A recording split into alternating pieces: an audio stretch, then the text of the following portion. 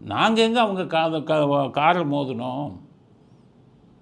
நீங்கள் காரை மோதுனா CCTV camera தான் ரோடு பூரா இருக்குது, அதில் பாருங்கள், நாங்கள் காரை மோதினோமான்னு காமிங்க. போலீஸ் அப்படி சொல்லியிருக்க மாட்டாங்கங்கிறாங்க அந்த பெண்கள். போலீஸ் அப்படி சொல்லியிருக்க மாட்டாங்க, நாங்கள் தான் எல்லா உண்மையும் சொல்லிட்டோமே.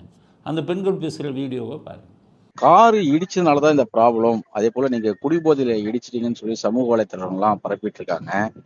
அது தொடர்பா என்ன நடந்துச்சுன்னு கேட்கலாம் நம்மளோட வேற ஒன்னோட இல்ல தவறான சார், அது தவறான இன்ஃபர்மேஷன். அப்படி ஏதாவது நாங்க இடிச்ச மாதிரி இருந்ததுன்னா அது சிசிடிவில அங்க ரெக்கார்ட் ஆயிருக்கும். அந்த மாதிரி எந்த ஒரு இதுவும் நடக்கல. மேல எல்லா விஷயமும் நாங்க போலீஸ் கிட்ட சொல்லிட்டோம். போலீஸ் இன்வெஸ்டிகேட் பண்ணிட்டு இருக்காங்க. நீங்க மத்த எல்லாத்தையும் போலீஸ் தரப்பு தான் நீங்க கார் இடிச்சதுனாலதான் இந்த பிரச்சனையே வந்துச்சுன்னு சொல்றாங்க. அதனாலதான் உங்ககிட்ட கேக்குறோம் நாங்க. போலீஸ் சொல்லிருக்க வாய்ப்பு இல்லையே. ஆமாவோட காவல்துறை விளக்கம் தான் சொல்றோம் நாங்க.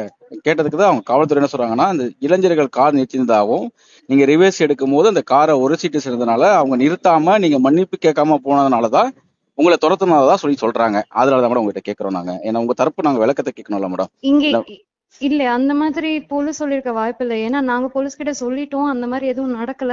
ஆக எப்படி குழப்பி ஸ்டாலின் செய்கிற வேலையை பூரா இவன் போலீஸ்க்கு சொல்கிறதே ஸ்டாலின் தான், கட்சிக்காரன். ரேப் பண்ணால் கூட கவலைப்படாத, கொலையா கண்டுக்காத, கட்சிக்காரன் காப்பாற்றுங்கிறான். இப்படித்தான் அந்த கட்சியில் ரவுடிகள் பூரா போய் சேர்ந்தான். இப்போ ஜாஃபர் சாதிக்கு ஏன் போய் சேர்ந்தான் திமுகவில்? அயலான் அணி செயலாளர்னு எப்படி பதவி வாங்கினான், எவ்வளவு பணம் கொடுத்தான், அதுதான் முக்கியம். அதுதான் உதயநிதிக்கு போய் 7 லட்சம் செக்கு கொடுத்தான், அது நன்கொடை. அது போக ஒரு பெரிய அமௌண்ட் வாங்கியிருக்கான். இந்த ஜாஃபர் சாத்திக்கு ராமநாதபுரம் மாவட்டத்தில் இருக்கிற முக்கிய திமுக நிர்வாகிகள், முக்கியமான ஆளுங்க, கூட்டணி கட்சிகளுக்கு பூரா போதை மருந்து கடத்துறதுல பெரிய பங்கு கொடுத்துருக்கான்.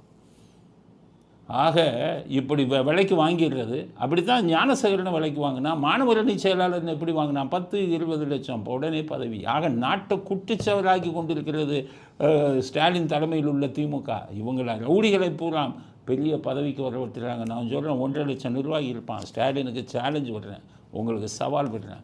1.5 லட்சம் நிர்வாகியும் கூட்டிகிட்டு வாங்க. அவன் கைரகையை ஸ்கேன் பண்ணி எத்தனை பேர் முன்னாள் குற்றவாளிகள் உங்கள் கட்சியில் பதவியில் இருக்காங்கிறத நிரூபிக்கிறேன். அப்போ வச்சுங்க நடவடிக்கை எடுப்பீங்களா? நீங்கள் ஒழுங்காக இருந்தால் தானே, நீங்கள் நல்லவராக இருந்தால் தானே அவங்களுக்கு போய் நடவடிக்கை எடுப்பீங்க. நீங்களே குற்றப்பின்னணி உள்ளவங்க தானே நீங்கள் எல்லாருமே அரசியல்வாதிகள்.